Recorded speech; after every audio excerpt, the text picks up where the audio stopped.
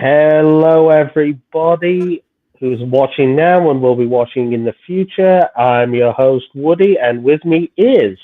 Dreamer Girl. Oh, welcome, Dreamer Girl. Sadly, the gamer couldn't be with us tonight. He had to go to sleep. Yeah. But we have a very interesting episode for you guys tonight. Dreamer Girl is going to be talking about a particular author she likes, and this time she will be talking about. Nicholas Sparks. So let's start this off. Tell us a little bit about Nicholas Sparks as an author. So Nicholas Sparks, he's an author. He writes his books based mostly in North Carolina. He writes romance novels. He has written 25 books total, because he's written Yeah. 23 novels and 2 nonfictions. So has he written any famous novels that some people might know him for that they might not have realized it could have been him? I would think you'd probably know The Notebook, because that's a movie. It's a very famous Oh, romance movie. that was a very big movie that came out a couple of years ago now. It came out in I think it was the early 2000s. Okay, yeah, a very big movie. It's a Quite very big popular. movie. Rachel McAdams. Yeah. You would know her as Regina George in Mean Girls. Yeah. But she plays a very different character in The Notebook. You'd also know him from A Walk to Remember, which has Mandy Moore. That was a movie. Was that theatrical release or was that sort of a TV movie? No, it's theatrical, if I remember correctly. Okay. It was the early 2000s again, because you have to think that Mandy Moore started off as a singer and then she went more into acting. Mm-hmm. So, what initially drew you into, reading Nicholas Sparks? I was a teenager, and I think I just saw. I think it was A Walk to Remember or The Notebook. I can't remember which one. It's been way too long, and I was like, "Huh, let's see." I like a good romance novel. Who doesn't? And I picked it up, and I've been basically hooked ever since. Now, do I read him as much as I used to as a teenager? No, because I've discovered other romance authors. But he will always be one of the first ones, along with Danielle Steele. If I remember correctly, I started reading them roughly around the same time. Mm-hmm. So, what is it about Nicholas Sparks in general and specific books that that not only draws you into them, but keeps you coming back time and time again? I always say Nicholas Sparks is a type of romance novelist that you pick up when you need a really good cry, and if you are having the worst day of your life and you just need to cry, then you pick up a Nicholas Sparks. Also, Nicholas Sparks is just overall, he has a really good plot development, really good character development, really good at describing certain places that are in North Carolina. It's a real place. It's not, Fictionville, Podunkville, USA. It's an actual North Carolina place. And as somebody who, fun fact, I used to live in North Carolina, so if he So, mentions certain places, I sometimes will know what they look like. Now, do I know all of them? No, I do not.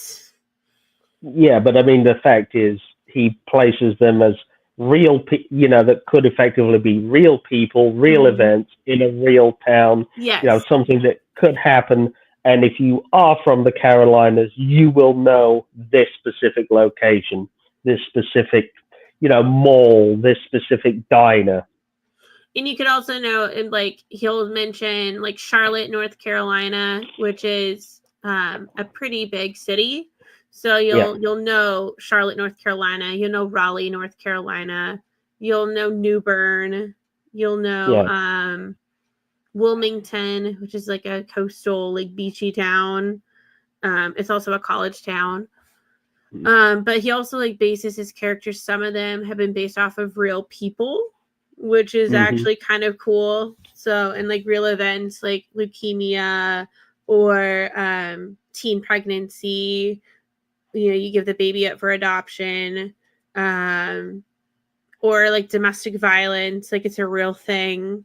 But the way he does the domestic violence is so careful and so not like some that I've read recently, that it's so just delicately done. Mm-hmm. And it, he just deals with, real life situations into a romance novel. And he doesn't make it so that, it's like the white horse, sweeping away, the damsel in distress. He makes these like powerful characters, male and female. So it's not necessarily a happy ending. It's a sort of bittersweet, realistic ending. I mean, I would say that they do end happy, but they don't. You aren't, as you're reading it, you're not thinking, oh, okay, this book is totally going to end on a happy note.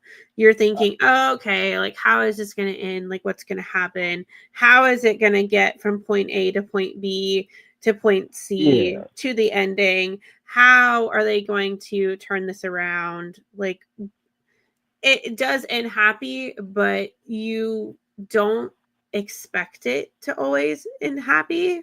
So when it does, it's kind of but it's not the exact fairy tale and they all lived happily ever after and the sun was shining. And no, because I mean, to get to that point, they have to go through so much, and then they end on their happy ever after, and you're still going, but if something else happens, is it really happy? But it does end happy. Like, but I like how it's not like your typical romantic, fairy tale. Yeah. Okay, but if you didn't know, the thing is, like, it was a fiction book, you're reading this, it could actually be considered sort of like, oh, this really happened to this person, and this is a real chain of events that led to this situation, and this was the fallout situation from that. Yes. And I mean, you can really sit and think domestic violence happens to people every day, unfortunately. And so somebody who has experienced that could read the book and like connect with that character. The same with like in A Walk to Remember, you have Jamie has leukemia. Somebody with leukemia could read it and connect with Jamie, or somebody who's had a family member who had leukemia could connect with even Landon and be like, oh wow, like similarity. And then just a lot of the characters, you can connect with and easily. He usually does an easier to read plot line, or even if it's a little complicated, you can still go point A, point B, point C, point D, which, as a teenager, that's important because, our frontal cortex is not fully, developed to the extent of, there's not a lot of you might not see the world the same as, say, a 36-year-old would see the world. And the thing is, he's not overcomplicating the plot with subplots upon subplot upon subplots upon, backdoor plot and all this. Not usually, no. I can only think of maybe a couple that he did make it a little more complicated. And I'm glad that I was in my 20s when I read them, because you could understand it better. But I suppose the subplots, they are sort of like neatly rounded and tied up. Yes. And then when he ends it, like, he doesn't typically do sequels. He only has one that I know of, and that's The Notebook has a sequel, The Wedding, and that's If the you didn't only know. one that has a sequel. Yeah. And not a lot of people might know that The Wedding was a sequel to The Notebook. It is. It is a And I don't sequel. think the Wedding even got a movie No, adaptation like The Notebook no. did. When they end The Notebook, they end it with, the main characters, seeming like that they die, Yeah. where they don't die together. They, obviously the main male character goes on and, is in the wedding, which I haven't read that in so long. I need to go Yeah, on a yeah. reread of Nicholas Sparks, but I haven't been in the I want to bawl my eyes out. I need a box of tissues next to me. Yeah. So, as an author and such, and you like reading, we know you're well read. What would you say are Nicholas Sparks' strengths as an author? I would say he writes really good romantic scenes. I would also say he does excellent character development, excellent plot development. He does amazing things with scenery, with describing, where they are.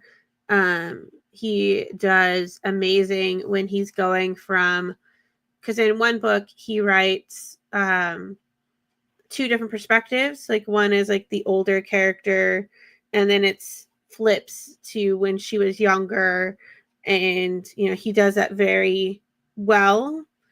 Except I will say that in that one, all I wanted to read was the younger version. I was like, I just want to know Mm-hmm. what is the romance here? Like what is the tea, you could say? Mm-hmm. So, in some ways, you could say that the way Nicholas writes, you do feel like you're actually there. You are a witness to the event. Yes. You are following them on their journey and their progression as a character. Yes, and then you're experiencing what they're experiencing. And again, I noticed differences reading a book that I read when I was 16, 17 versus, I'm 36 now, which that's crazy to think. And so now I'm realizing the things that I might not have fully understood as, a teenager, and you don't understand the finality of death, not usually. And Mm-hmm. if you have experienced death as a teenager, it's most of the time it's like a grandparent, and it's not somebody your age. And so when you're reading A Walk to Remember as a person in their 20s or 30s who has experienced loss and has experienced what the stages of grief are, you're you I guess I could say you experience it differently than when you're 16, 17, and you're like, oh, that's really sad, and that's terrible, and oh, he loses his wife, oh, that's horrible. Mm-hmm. But when you're reading the character development, I would say I felt the same as a 16-year-old, 17-year-old as I do as a 36-year-old. Mm-hmm. So, and this next question isn't meant to be negative towards the author, but Mm-hmm. it's a case of: is there anything you feel that he's got a bit of a weakness in? Not that I can think of off the top of my head. Okay. But I mean, again, he is that one that you read when you literally just need to Yeah, yeah, because it's a common thing where some authors are really good at writing one thing, but when they try their hand or try to do something else, it's not that good and could do with a little bit of work in it. I mean, I always feel like once you find your craft and you figure out, oh, I'm really good at writing romance novels, you typically stay within the romance genre, you could call it. And I mean, he does, write some very compelling, you know, books, and they deal with real life issues, and they deal with things that do affect people even today. And Mm-hmm. he sets it in such a way that it's very profound, and you're sitting there going, wow, that could easily happen to me, or a friend, or a family member, or a neighbor, or even just a complete stranger that you bump into at the grocery store. Or even a case of you pick up, a newspaper and read that, or you turn on the Mm-hmm. TV news and you Mm-hmm. seeing something like this happening. Mm-hmm. I mean, that's really the crazy thing. And they all kind of have their own, if I remember correctly, I don't think I've seen where they repeat a plot, which I Yeah, think is quite impressive, because some authors, they'll go, oh, I want to write about cancer and in children, and they fall in love, and that's all I want to write. Or, oh, I only want to write domestic violence, survivor, this is what I do. Or, they only want to write military love, or yeah. first responder love. And yet he has done, books that deal with falling in love while they're in the military, but they're not all the same, because he has the Lucky One, which deals with that, and so does The Notebook. But they deal with it very Yeah. different.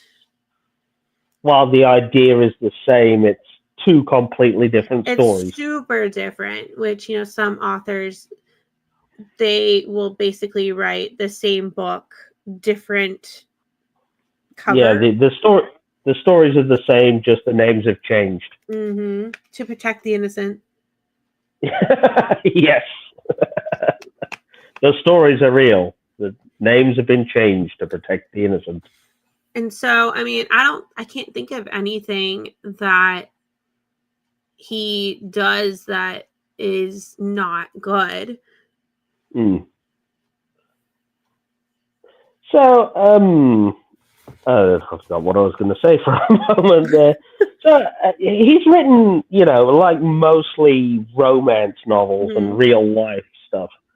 Do you think he could possibly, turn his hand to another type of novel and make that work? Whether it be like a sci-fi or a I think he has the potential that if he wanted to write something different, it would be interesting to see his hand at something else, or even if he did like a subgenre within, romance. Like, you could almost do like romance with, like, you can almost be like a Nora Roberts, who does like romance with mystery, with thriller, and with some comedy, some chick flick, all thrown into one little pot. You yeah, stir it together, and yeah. Because there are a number of authors that have applied their craft into many different types of novel over the years. Some with success and some not so successful. mm-hmm. Yeah. I think it'd be interesting to see if I could pick a genre for him to delve into. I would honestly say if he could do romance with like a true crime. Yeah. Or I don't know, something like a western or an Edwardian era, like Bridgerton or Downton Abbey type thing. Mm-hmm. I would love to see a Downton Abbey type thing, because I feel like that's not overdone at this point. The Edwardian, like, Bridgerton is very done, like overdone. It's like Yeah. a cookie that is literally burnt to a crisp. No more Bridgerton, no more Downton Abbey, please. You could do Downton Abbey. Like, Downton Abbey, I don't see as many romance novels that are set like Downton Abbey. So but I would say Bridgerton, it's like beating a dead horse. You have basically Yeah. I mean, there's like a lot of those, I think it's those types of novel where it's, the young girl on the streets of Liverpool falling in love with some random pilot that happens to pass. They're quite common as well. Yes, I would say yes. Or you even steering away from like, oh, you meet this person in some random class that you bumped into at Oxford. Yeah. It's like, oh, hi, person number 5 million, who, I just happened to bump into 5 million times over the time I've been at Oxford. I'm madly in love with you, and I've only maybe said hi to you. Yeah, you were in the back of my in the back of my economics class, weren't you? Oh, yes.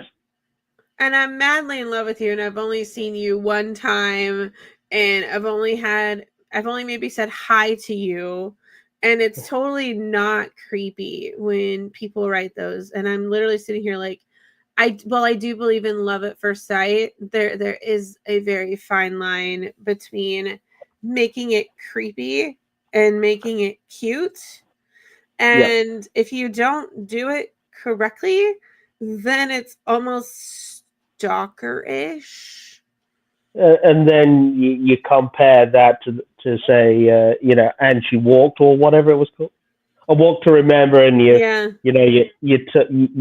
see the relationship blossom between Landon and Jessica and Jamie. It feels natural. It feels very natural. Like, even though they'd gone to the same high school, their whole lives, the 4 years of high school, and they have like this rando conversation, and he's known her basically his whole life, and they have this like supernatural chemistry, and they like literally talk, and it's as if they've known each other and been friends. And then, like you were saying to me, you see the relationship blossom as they, grow. engage in activities. She's opening up about herself. He's talking about himself, and it's very natural. Where again, if you don't do it correctly, it could be, at least nowadays. But when A Walk to Remember was written in like the 90s, it was I always say this: if a book can stand the test of time, and see, A Walk to Remember is originally, most people wouldn't know this, A Walk to Remember is set in like the 50s and 60s, where the movie, they adjusted it to the 90s to 2000s because they were worried that today's youth wouldn't connect with something that was written in like the 50s, 60s. And I would say if a book can stand the test of time, and you're not reading it going, ooh. But that's the whole point, is the fact that Landon does not come off as a creepy stalker. He's actively engaging in, activities with Jamie. And it's not creepy, at all. And if you think about North Carolina as a whole, and if you have any understanding of North Carolina, then you know that it's the South, especially since Jamie is sort of the religious, the daughter of the daughter of the local preacher. She's a preacher kid. Preacher kids are a totally different type of person. They are raised differently. They have different morals, different values, different, and literally everything. Landon is, I think in the book, his dad is in politics, if I remember correctly. It's been a long time since I read it. So you got and then in the movie, he's like, I think he was a doctor. I don't remember. They made some changes, but I mean, he's he's raised differently, but also within the same small town. So he would typically, when you live in that small of a town, there may only be a couple of churches, maybe a grocery store. And so you have, you have two different people on, the opposite end of the political spectrum. Mm-hmm. You have the politician and the preacher. Yep. And then you go to the local church and you fall in love with the preacher's daughter, and he may not see you as good enough to date his daughter. Yep. But I mean, it's like you sit and you think to yourself, even in the Notebook, it deals with, war and, falling in love, and that kind of like her parents didn't think that she was good enough either. And he writes her a letter and she never gets any of them because her parents intercept them. And, but yet she still is madly in love with this guy who her parents don't feel is good enough for her. So, I mean, you literally sit and you think that is realistic. Parents can do things like that. Not that I agree with parents who, if your child is of the age of 18, even 17, it's arguable that they can make their own decisions, whether we believe that they are correct or not. But I mean, I would say parent how you want to parent, but I, even as a teenager, didn't agree with how they withheld those letters from her and let her make her own decisions on, do I want to be with this person? Do I not? Gotcha. Like, truly love this person, don't truly love this person. Because, I mean, even as a teenager, you can fall in love with somebody, think that you're madly in love with them one day, and then the next day you're like, nah, I think I'll just go live life and I'll meet Jim Bob down the road and I'm going to be madly in love with Jim Bob today. And then the next day you could be madly in love again with the person who wrote you 5,000 letters. Yep. And so that's where I didn't agree with that, because I'm sitting here thinking Allie should have had the opportunity to make a decision. Did she want to be with Noah? Did she not? Did they, even though her parents didn't like him because they didn't think he was good enough. But again, it's like a realistic thing. I mean, people, parents, whatever the generation, will always look at who their sons and daughters are infatuated with, and stare them down and go, "Are you really good enough?" I mean, I would say my dad looked at Mr. Dreamer, and his words to me were, "I like this one. You should keep him." Yeah, even the running joke is, the fact Dad's on prom night holding the axe or loading a shotgun and saying, "You bring her home by 9 o'clock or else." I mean, it is very realistic. And, our parents always have the thought of who they want us to be with. And do we always come home with the person that they want us to be with? No. The fact that, like, my dad liked Mr. Dreamer is, let's be real. There are amounts of times that dads are worried that their daughter's bringing home a heavily tattooed weirdo with a face full of piercings, and they're like, "Oh no, oh no." Yeah, she's picked up the weirdo behind the 7-Eleven. And I mean, but I think that the Notebook itself, deals with love and first loves, very well. And I mean, and it also deals with Alzheimer's and other health issues between the couple very well. And I would Yeah. say you could read it today in 2025 and you could still, it would still be relevant because Yeah. Alzheimer's affects you the same way as it did back when the book was written, as it does today. Granted, Yeah. Yeah. we have more studies on how Alzheimer's affects the brain, and we But have some medications that can possibly slow it down. But at the end of the day, you Alzheimer's know, is still. it doesn't matter what generation it is. Some things never change. Mm-hmm. I mean, she had completely forgotten, like Allie had completely forgotten who Noah was. And I mean, he's reading her literally, it's called The Notebook because, he's reading her their story from the notebook and literally telling her their love story. Their And life it's story. and Their it's the life most stories. it's the most romantic thing, and you're literally sitting there, you're like bawling your eyes out, you're like on tissue box number 5, like halfway through the book, and you're just like, oh my gosh, this is so romantic. I want a husband who does that to me.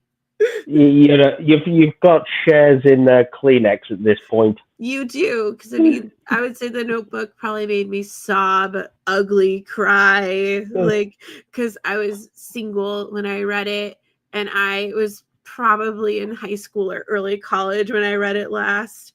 And you're literally going, I want a man like Noah who sits and reads me my life story when I have dementia. And you're So literally just like, and then you're using like Kleenex box number 5, and your mom comes in and is like, is it really that emotional? And so I, of course, being the person I was like, yes, you need to read this, and you shove it into her hand, and then thus began the epic, I don't know if I'd call it buddy reading, but I would read it, and then my mom would read it, and then we would sit and we would like bawl our eyes out over it together. And then that's another 5 boxes of Kleenex and some more yes, shares. yes, and you're literally just, oh my gosh, and reading them with my mom and getting to like talk to that different generation and what was it like growing up in that like similar generation, and just hearing what it was like Mm-hmm. and having that like connection, especially with like A Walk to Remember taking place in like the 50s and 60s, Yeah, is the end of the 50s. It's so crazy because my mom was born in like the mid to late 50s, my dad was born in like the early 50s, and Yep. it was a completely different time than you and I. You're like the mid 80s, I'm like the late Yeah. 80s. You're sitting here Yeah. thinking you don't think it would be that different, but No, because if you think about it, you got to add several years on to what we truly remember. Because if you think about it, if we don't really start forming memories until we're in our before 5, you got to think, okay, so I don't really remember anything before 1991. and then you could argue that I wouldn't remember anything from like 1995. Yeah, so 94, everything. 95. But then you got to also factor in as well, as you're growing up, the whole 10 years later trend is what the stuff you really start getting into. So you think, if I was born in 85, 99, and up to 1995 is sort of like what I really remember and what I was getting into at the time. And so with you being 1989, the turn of the new millennium is your sort of the epitome of your youth. The whole joke, party like it's 1999. Yeah.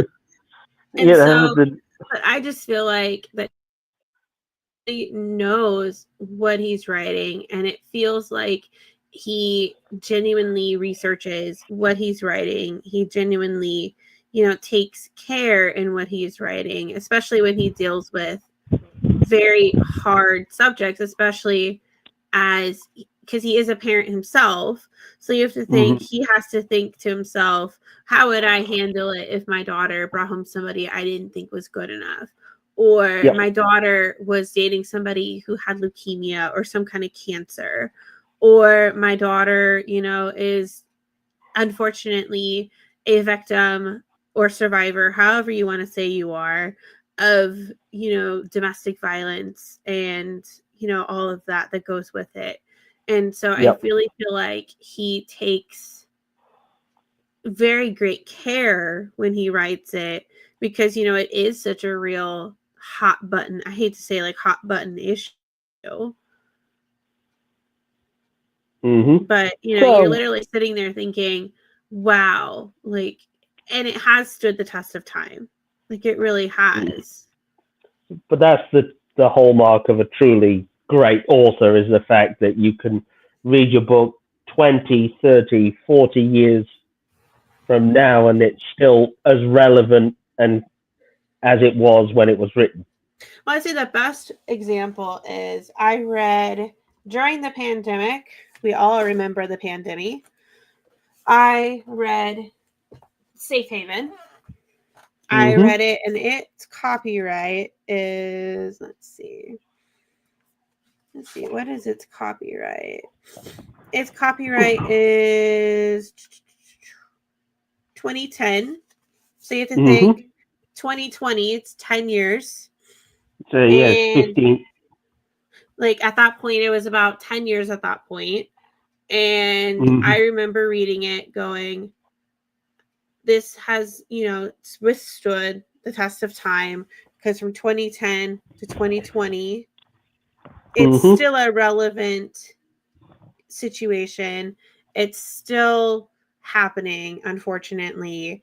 And it's still something that is a major hot button issue that will continue to be a hot button issue. And I remember thinking he did this so well. And even in 2020, I read it and still thought, oh wow, he has done this amazing job on this book. It has withstood the test of time. Because some books that deal with domestic violence, you read it and then 10, 20 years later, you're going, no.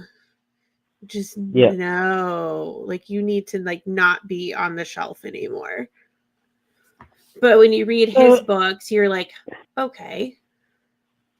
So as you've read a number of his books. Would you have a top 5? And if so, you do have a top 5, could you give us a brief rundown of them and why you like them, starting with number 5? So number 5, let's see here. Let's see. So I would say that's really hard to think about because I have so many. But obviously I would say number 5 would be The Return by Nicholas Sparks. And it was written, I think this one might have been during the pandemic. I'm just double checking. Yeah, this one was copyright 2020. And it deals with a gentleman who didn't ever think he was going to go back home to where he was from in New Bern. But he was in the military. He was involved in a blast outside of his hospital that he worked at. And it sent him home. He inherits like his grandfather's, I think if I remember correctly, it was like his beehives. And he meets the sheriff, who's, the main love interest, Natalie.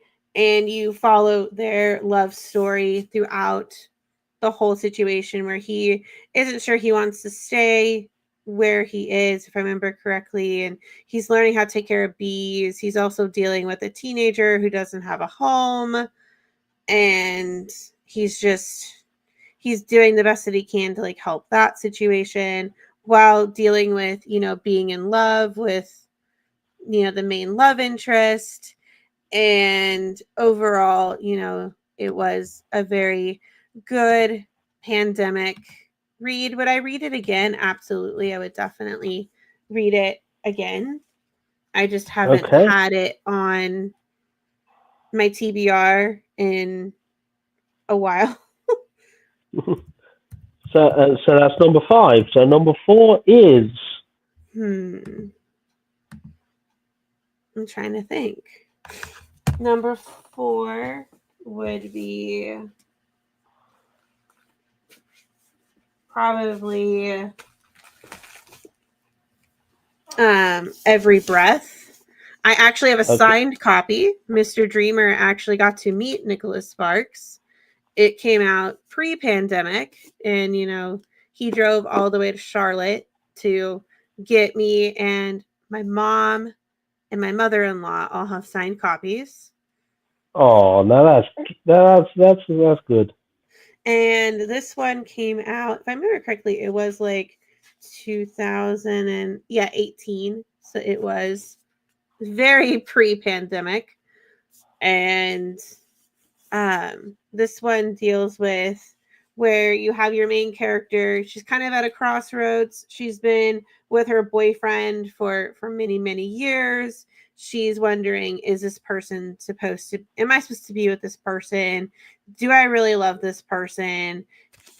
And she's in her mid 30s. She's actually the age I am now. She's 36, and she's literally just trying to figure out her life and what she wants, and does she truly love this person? And then she meets somebody who had been summoned to North Carolina from a man who was claiming to be the guy's father. And you're dealing with that situation. You're dealing with love. You're dealing with, do I know what I want in life?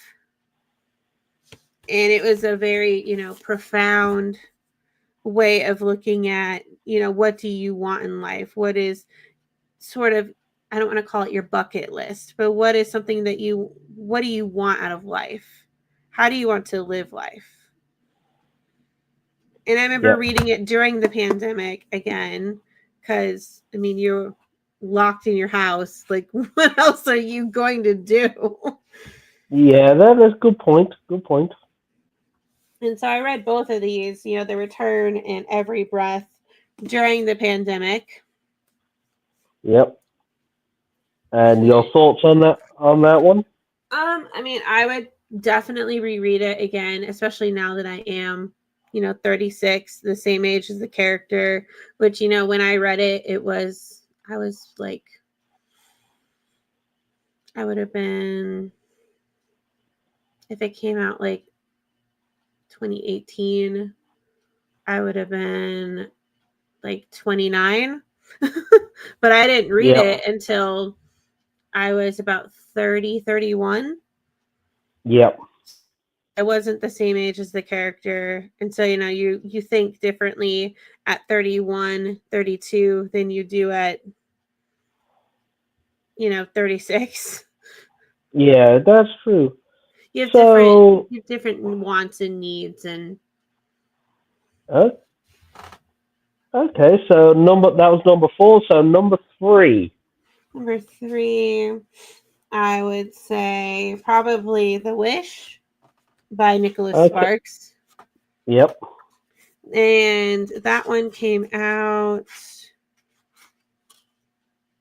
in 2021. So it's relatively new.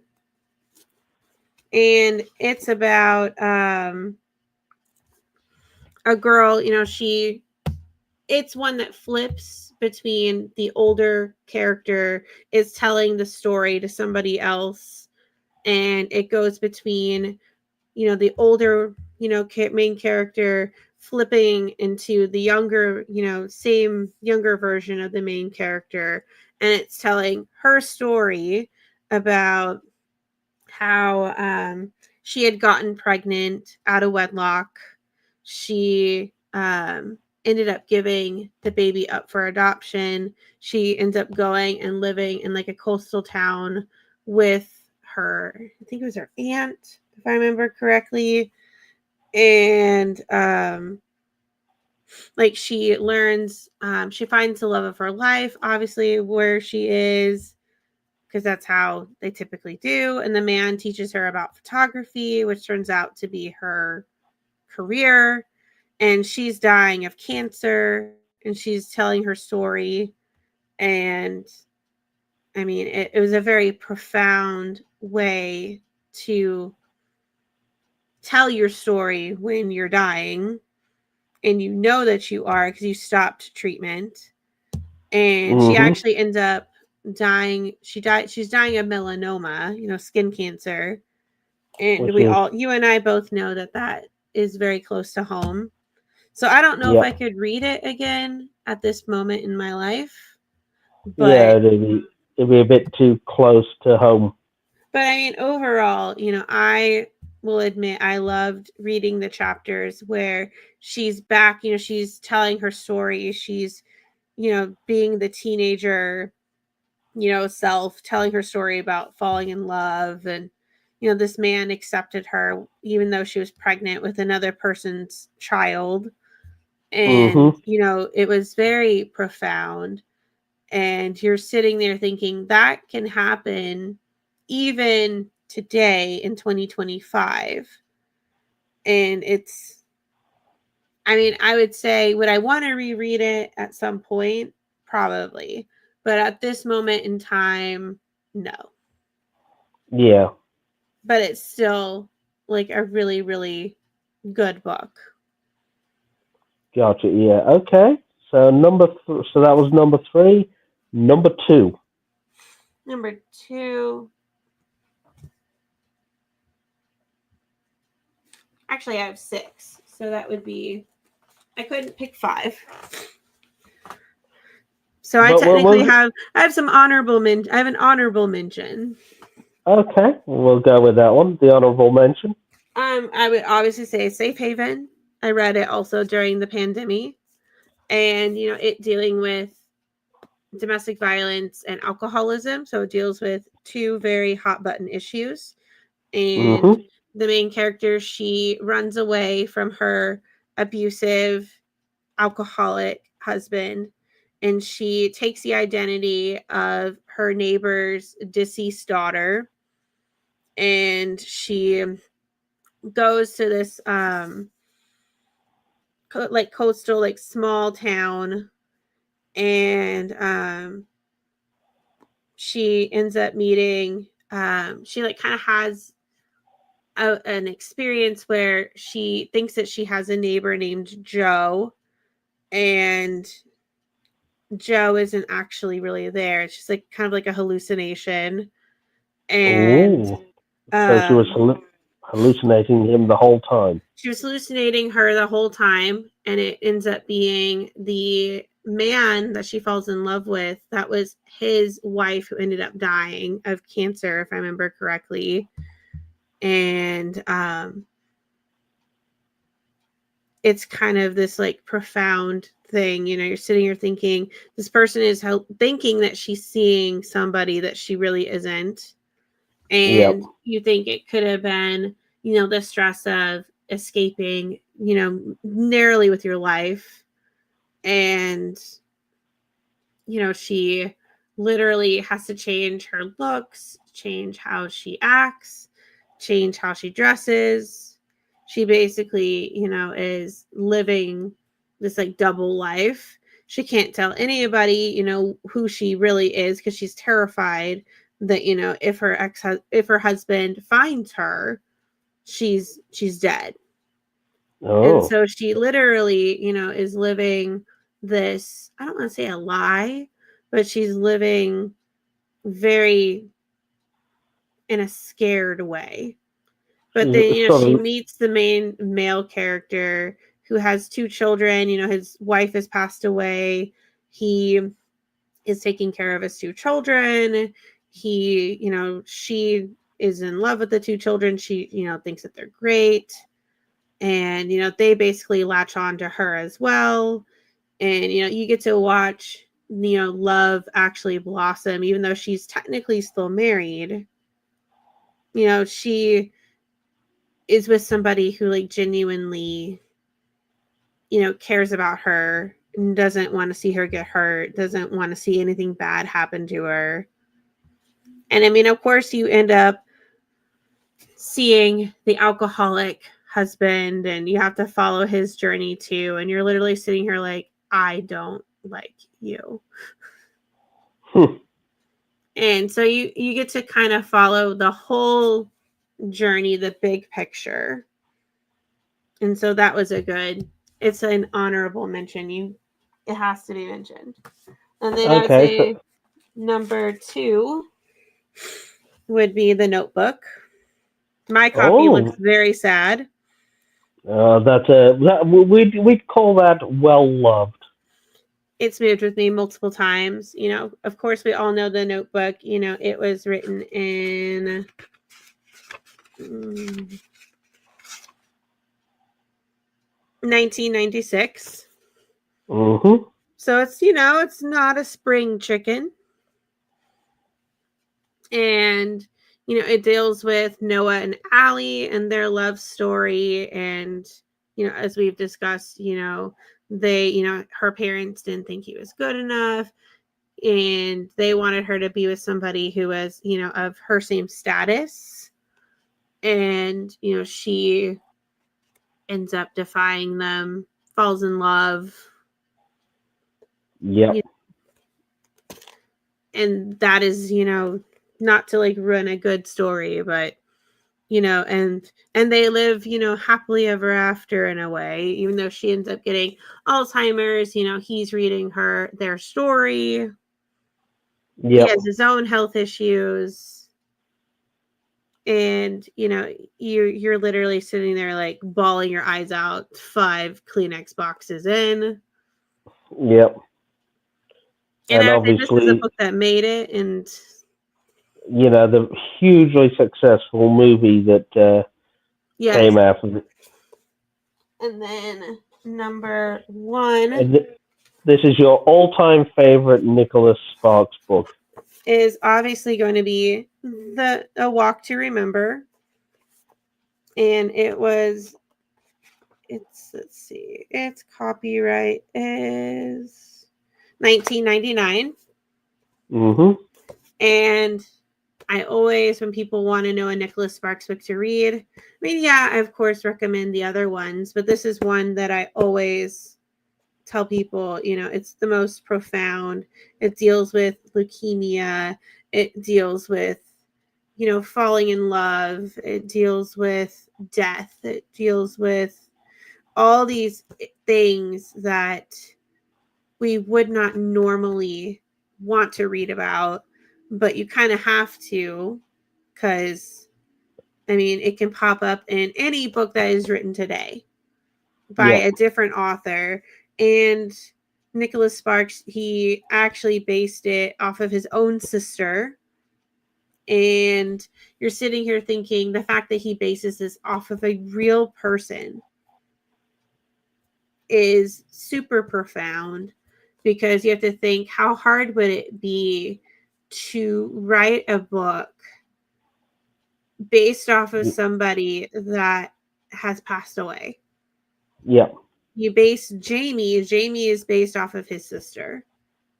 And I mean, granted, it's very ambiguous on if she lives or dies at the end, but it's safe to say that she probably did, unfortunately, because she knew that she was going to. Her last wish was to get married and have her dad walk her down the aisle, and you have the wedding, and you're surrounded by love, and just all of those things. You're literally sitting there thinking, wow, that was her dream, was just to be walked down the aisle by her own father. And Yep. when it happens, she literally doesn't even have really the energy to do it, but she just pushed her way through it, and it just is like a testimony of her own strength and resilience, and really just how horrible cancer in general is. Yep. And again, do I think I could read it now? I don't know if I could, because it deals with leukemia, it deals with a 17-year-old, but I feel like grief and the like journey of grief would still be the same. But I mean, Mm-hmm. it starts, it talks about, it's from his perspective, from Landon's perspective. He's telling the story. Yep. And it's literally, when you watch the movie and you read the book, there are lots of differences.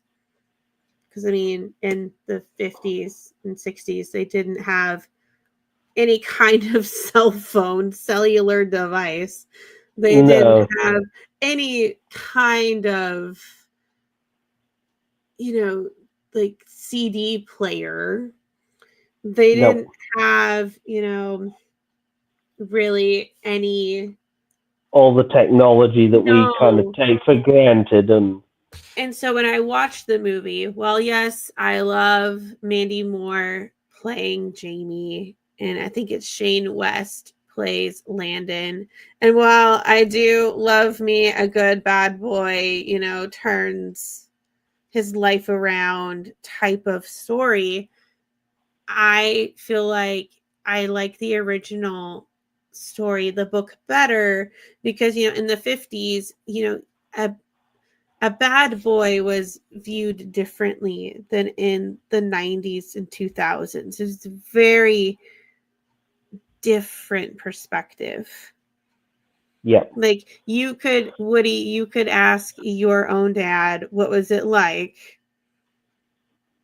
And he might have a very different response, versus when we would say, oh, a bad boy was somebody who got in trouble and caused issues and graffitied and broke into places they weren't supposed to and Yeah. did all those things, where in the 60s it was a Yep. very different time. Yep. And so that's why I would say I would prefer, well, yes, like I said, I do love me a good Mandy Moore movie. Like, I could watch A Walk to Remember multiple times. And the scene where she's singing makes me bawl my eyes out. And then the scene where she's gonna die, she said, Landon says, at the end of the summer she dies, and he talks about how love, you can't see it, but you can feel it. And you're just like bawling your eyes out this whole time, like ugly crying, like not even dabbing with Yeah. the tissue. You're literally like nose running, just Yeah. ugly crying. Uh, so I think my final question before we wrap this up Mhm. is, if there was going to be a new reader of Nicholas Sparks, what would you recommend to them as their entry point? I would say either A Walk to Remember, because it's one of the first ones that was published, or I would say you could go with one of the later ones, but I would always say start with, the first, books that he published. And then that way you Okay. can see, how did his writing change? How did Okay. his character development get better? How did, seeing all the different places that his different books are written in is actually kind of cool, just to see, oh, he might write in New Bern, he could write in Raleigh, he could write in Wilmington, he could write in coastal, Carolina, just like in general. So I would always say start with, the beginning books, but don't, just read the beginning ones. Like, obviously pick up the next ones, but you don't have to read them in order unless you're reading The Notebook and The Wedding. Then you kind of have to read The Notebook, or else The Wedding will kind of Doesn't be make like sense. The Wedding. You'll be going, huh? So I mean, I would say that is when you do have to read in order, but all the other ones you can, if you want to read A Walk to Remember and then go read Safe Haven, it's totally fine. If you want to read Every Breath and then read The Return, that's cool. Yep. And I would say just enjoy it, like, but make sure that you have stock in tissues and that you go to Costco and buy a thing of tissues. Yep. Or else you're going to wish that you hadn't, because you're going to laugh because you're going to cry because you're laughing so hard. And then you're going to cry because it gets really emotional. And you're also going to cry because you can't believe that you're laughing at something that you don't know should be that funny. Yep. And then you're also going to have your significant other coming by and asking you, "Are you okay? Are you good?" And you're going to be like, "Go away. I'm reading Nicholas Sparks." But also know that you can read him even if you don't want a good cry. But I always just say that that's usually the mood I'm in when I want to read him. Yep. But you can also read him if you want something profound that will make you sit and think about it. Yep. So yeah, Woody, go read Nicholas Sparks and tell me what you think about it. I think I might have to, see what I can find on Audible and, see if I can get any, see if any of them are actually at least in the Audible Plus freebies. I mean, I don't know if they would be. That would be something that you'd have to go check. And just know that it's not Nora Roberts. See, I read more than just her. Yes, we'll have to explain that joke. Is obviously Dreamer's current reading pile has contained a rather extraordinary amount of Nora Roberts novels. So the running joke is obviously Dreamer needs to read something other than Nora Roberts, which I do sometimes. I mean, I do have in my April TBR a Nicholas Sparks book. It's the newest one from last year. Yeah. And it's been there for a while, but I haven't been in the I want to curl up with 5 boxes of tissues and ugly cry. So, but eventually we might have a review of that one on the bookshelf in the near future. Mm-hmm.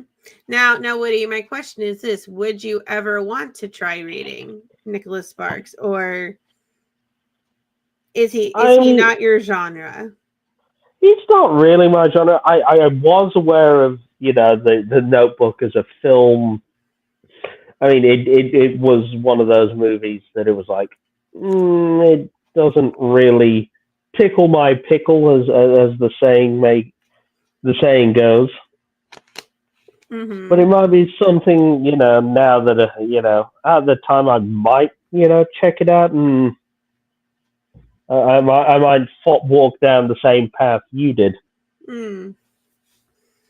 And then you might end up never stopping reading them.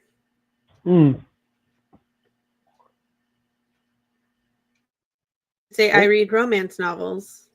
Yep. No, I'll maybe romance novels are not on my cards, but we'll see. You should add it to your bingo card.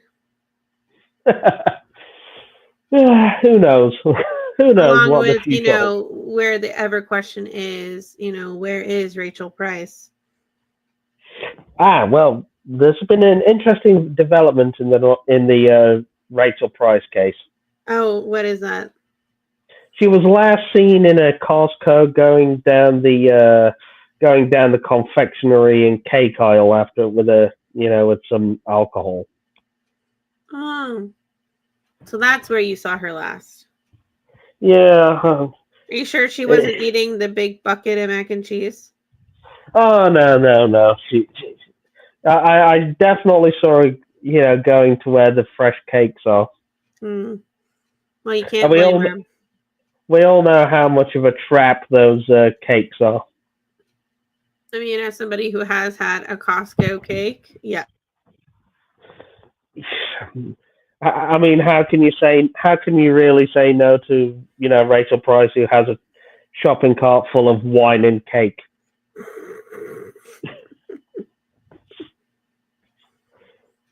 That's funny.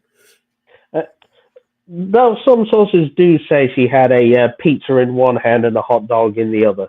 I could believe that. And then what? The Coke was in the buggy. Yeah. Okay. I mean, as long as she was happy. Well, that's it. That was, can't blame her. And as we all know how big these Costco's are. Mm-hmm. That we do. She was last seen going down. She was last seen going from the wine aisle to the fresh cakes. I mean, they do go together. I mean, a dangerous combination if we ever saw one. It's very true. We'll have to revisit that at a later time when we have the lone gamer with us and ask what his thoughts would be. It's like Where's Waldo or Where's Wally if you live in the UK, just with Rachel Price. Or you could say I Spy. I spy with my little eye.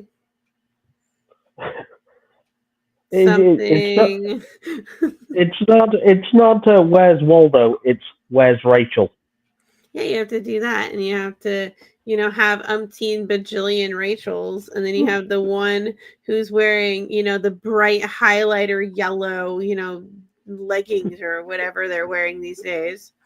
Yeah, we'll have to see what she's wearing. I'll have to get the book and see what she's wearing in the novel, and do the Rachel Price from the novel in various situations. I keep telling you need to read it. Yeah, I did add it to my Audible list, so. Was that at the bottom? Yeah, I do have other books on there that I keep deciding to put over the top of those being sort of like James Bond and the Bernard Cornwell, Richard Sharp novels. Oh, and also the Golden Girls murder mystery that we are probably going to have an episode about as well. Oh, as the book comes, yes, that book comes out in a couple of weeks. So obviously, in some time during the summer, there will be a Golden Girls murder mystery episode. Because I feel like the lone gamer also wanted to read it too. Yes. But, because we're also doing book content, obviously, hence the title of the bookshelf, maybe one day it'll be my turn to do a bit of a spotlight on some of these other books that I've been reading. Well, you should take the next turn. Yeah. Oh, I do also apologize for the puppy kisses. Aw, but the puppy loves you. She's like, where have you been? I've literally been in the next room.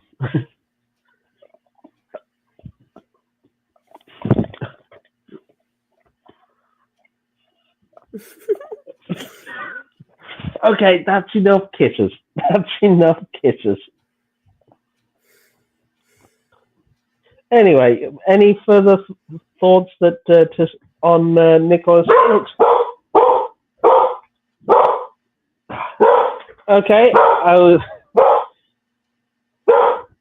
I think that's pretty much put an end to this episode. If you really like your romance novels, go check them out. Either on through Goodreads, Audible, Amazon, half price books. You might find them there, or Yes. World of Books. Mm-hmm. Or even your local independent bookstore. Yes, your local independent or used bookstores will be your best place to find them. Yep. And thank you very much for listening. I've been Woody. And I've been Dreamer Girl. Good night and thank you. Bye bye. Bye bye.